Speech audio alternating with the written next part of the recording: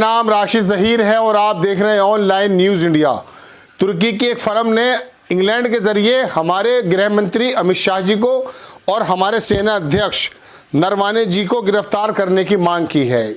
बहुत बड़ी खबर है। हालांकि हम इसको कंडेम करते हैं कि कोई भी बाहरी ताकत या बाहरी सरकार या बाहरी संस्थाएं हमारे मामले में इंटरफेयर करें, हम उसको कंडेम करते हैं। लेकिन फिर भी देखा ये जाता कि किस मामले में कौन आदमी क्या आवाज़ उठा रहा है। आपको बता दूं, एनबीटी ने छापा है इसको कि पाकिस्तान तुर्की की एक और चाल, और पाकिस्तान की चाल हो भी सकती है। बता देता हूं, ब्रिटेन से भारतीय गृह मंत्री और सेना की प्रमुख की गिरफ्तारी की मांग। किस मामले में मांग की गई है, हाईलाइट देख लीजिए।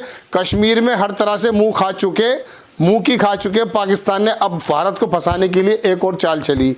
लंदन में तुर्की से जुड़ी लॉ फर्म ने युद्ध अपराध के लिए अमित शाह और सेना प्रमुख की गिरफ्तारी की मांग की। यही नहीं, कथित रूप से कश्मीर में रह रहे 2000 लोगों के बयान वाली रिपोर्ट भी पुलिस को सौंपा। अब आपको मैं पूरा विस्तार से बताता हूं कि कहानी क्या है। कश्मीर में ये जैसे मैंने कहा यही बात है। इसके अंदर ब्रिटेन की राजधानी लंदन में तुर्की से जुड़ी एक लॉ फर्म है, उसका नाम है स्टॉक वाइट। तुर्की से जुड़ी एक लॉ फर्म है ब्रिटेन के अंदर, कई देशों में और भी उसका ऑफिसेज हैं। कश्मीर में कथित युद्ध अपराध के लिए भारतीय गृह मंत्री अमित शाह और सेना प्रमुख एम नरवणे की गिरफ्तारी की मांग की। यही नहीं, उसने कथित रूप से कश्मीर में रह रहे 2000 लोगों के बयान वाली रिपोर्ट को भी लंदन पुलिस को सौंपा। उसका दावा है कि यह भारत की ओर से कश्मीर में किए जा रहे युद्ध अपराध और हिंसा का सबूत है। कश्मीर के बारे में बहुत सारे लोगों ने पहले कहा है। एक डेलीगेशन भी बुलवाया गया था जब 370 और 35A हटाया था। लेकिन बहरहाल मैं पूरी खबर बता के आपको उसके बारे में बताता हूं। भारतीय अधिकारियों का मानना है कि यह पाकिस्तान समर्थित प्रोपेगेंडा है, संभव है। भारतीय सेना मंत्री और वरिष्ठ अधिकारियों के खिलाफ की गई शिकायत को लंदन पुलिस के युद्ध अपराध की जांच करने वाले यूनिट को भी सौंपा गया है।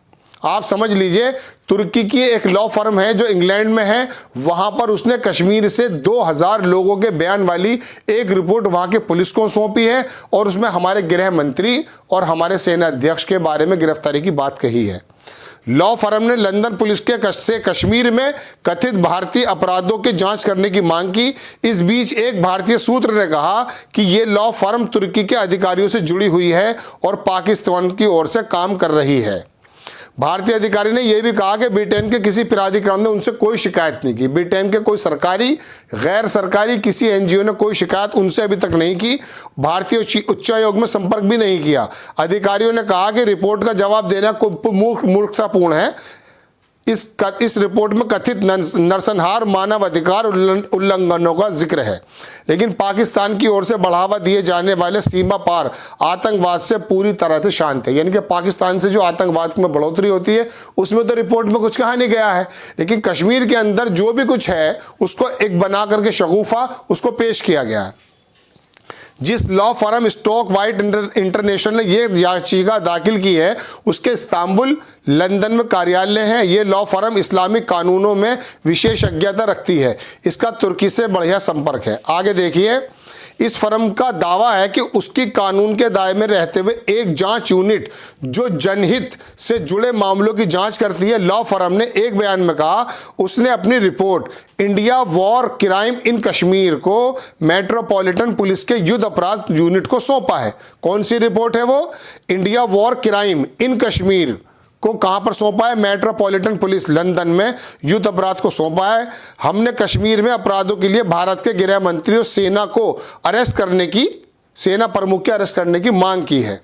पिछले साल इस लॉ फर्म ने यूएई, सऊदी अरब के खिलाफ यमन में युद्ध अपराध के लिए याचिका दाखिल की थी। सऊदी अरब का तुर्की के साथ तनाव चल रहा है। अब मैं आपको थोड़ा सा ये भी बता दूं, उसमें लिखा है कि ब्रिटेन के पास जो है युद्ध अपराधों की जांच के लिए वैश्विक न्याय अधिकार है। क्या है वो? पाकिस्तान तुर्की के साथ लगातार अपनी दोस्ती बढ़ा रहा है। एर्दोगान जो राष्ट्रपति हैं तुर्की के, उनके नेतृत्व में तुर्की इस समय खुद को क्षेत्र में नया खलीफा बनाना चाहता है। इसमें पाकिस्तान की मदद ले रहा है। तुर्की के राष्ट्रपति एर्दोगान बार बार कश्मीर पर पाकिस्तान की ओर से बोल रहे हैं। वो भारत भी साइप्रस के मुद्दे पर तुर्की का समर्थन नहीं करता है। इसी लॉ फर्म ने तुर्की के लोगों के लिए अंकारा न्योदा समझौता कराया था, जिसमें हजारों की तादाद में तुर्की के नागरिक अब ब्रिटेन में रह रहे हैं। ब्रिटेन के पास यह है वो मेन बात, जिनेवा कानून के तहत 1957 के तहत युद्ध अपराधियों की जांच के लिए वैश्विक न्याय अधिकार है। इसी का तुर्की और पाकिस्तान फायदा उठाना चाहते हैं। देखिए, ये बेबुनियाद रिपोर्ट, उसका जवाब भी भारत की सरकार या उच्चायोग के किसी अधिकारी ने नहीं दिया। लेकिन बात चल ये रही है, ये कौन है जो कश्मीर से 2000 के लोगों की रिपोर्ट तैयार करके लंदन पुलिस को देते हैं, और आखिर कश्मीर में हो क्या रहा है। दर्शकों, ये तो तस्वीर का एक रुख है। हम इसको बिल्कुल कंडेम करते हैं। हमारे गृह मंत्री या सेना प्रमुख की गिरफ्तारी की अगर कोई बात करता तो उसका अपना है और पाकिस्तान का प्रोपेगेंडा है, जैसा कि सेना के सूत्रों ने कहा। अब हम अपने गिरबान में भी झांकने की कोशिश करते हैं, कश्मीर को लेकर पूरी दुनिया में क्या क्या नहीं छप रहा, क्यों छप रहा है, आखिरकार क्या वहां सब कुछ सही है? क्या वहां पर 370 का एब्रोगेशन 35 से हटाने के बाद सब कुछ सही है? वहां के 3 मुख्यमंत्रियों को एक जमाने तक नजरबंद कर दिया जाता है, क्या यह सही है? वहां इंटरनेट की सेवा खत्म कर दी जाती है, आपस में दूरसंचार की सेवा खत्म कर दी जाती है, कर्फ्यू जैसे हालात कर दिए जाते हैं। पूरी दुनिया ने पेंडेमिक में देखा कि अपने घर में रहना क्या होता है, काम से खत्म हो जाना क्या होता है। ऐसे हालात पैदा हो गए, फिर यह कहना कि वहां कुछ सब कुछ सही है, सब कुछ तो सही नहीं है। क्योंकि वहां पर सेना के जवान भी रोजाना शहीद होते हैं और आतंकवादी, कथित आतंकवादी या ओरिजिनल आतंकवादी मारने की खबर होती है, और सिविलियन के मारने की भी खबर होती है। आपको हम बता चुके हैं पहले भी कि वहां पर सेना के माध्यम से या वहां के जो फोर्सेस हैं उनके माध्यम से जो एनकाउंटर्स होते हैं, उसमें वहां के जो बड़े बड़े अधिकारी हैं और जो आयोग हैं, उन्होंने संज्ञान लिया है कि वो सब कुछ फेयर नहीं है। और इन्हीं वजह से छोटी छोटी बातों का एक धुआं बन जाता है, फिर वो बाहर जाता है और फिर वो इस तरह की रिपोर्ट आती है। तो हमें अपने यहाँ भी शांति करने की जरूरत है। हमने आपसे कहा कि हम पहली बात तो इस बात को कंडेम करते हैं, और हर भारतीय इस बात को कंडेम करेगा कि तुर्की, पाकिस्तान ये अपने आप को क्यों चौधरी समझता है। हम अपने आप में सक्षम है अपने देश को चलाने में पूरी तरह से। हम इंटरफेयर भी नहीं चाहते और कोई हमारे यहाँ कर भी नहीं सकता और करता भी नहीं है। लेकिन पूरी दुनिया में जो मीडिया की रिपोर्ट्स जाती हैं, इनके बारे में भी सोचना बहुत ज़रूरी है कि आखिरकार अगर सब कुछ सही है तो बाहर दुनिया का मीडिया ऐसा क्यों छापता है। वजह उसकी यह है कि वहां भी कुछ ना कुछ अनियमितताएं हो सकती हैं, जिसका जांच का विषय है।